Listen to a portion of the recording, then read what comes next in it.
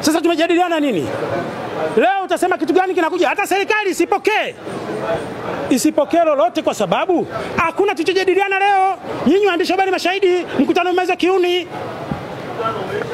Na Mangungu ndio staili yake, na ndio maana wanachama hawamtaki kwa sababu hataki kusikiliza wanachama, na ndio wenye klabu yao.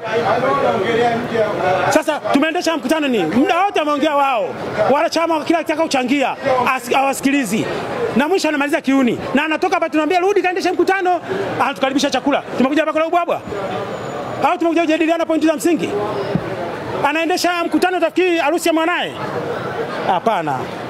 Kama Simba imefikia hapo, kwa kweli mimi binafsi sitakubali yeye. Na bodi lazima wakae wamwambie Mangungu, huu uendeshaji sio. Wasipomwambia na wao tunawachanganya, kwa sababu haiwezekaniki mwenyekiti anavuruga mkutano au uendeshi mkutano, wajumbe wa bodi wako pale, haiwezekaniki. Ni kipi ambacho ulikuwa unatamani kukiona na hujakiona? Mlikuwa mnahitaji nini mashabiki na wanachama?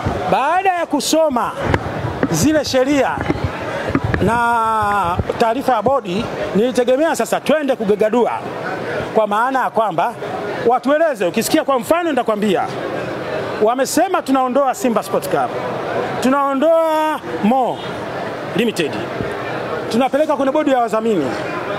Mali zote za Simba zitakuwa kwenye chini ya bodi ya wadhamini wa Simba. Sasa kumbuka kwamba awali tulikuja na 51% ya mashabiki na 49% ya mwekezaji, ambaye huyo mwekezaji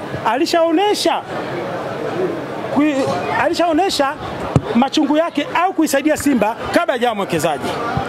Tukamkubali baada ya sisi kuhitaji mabadiliko.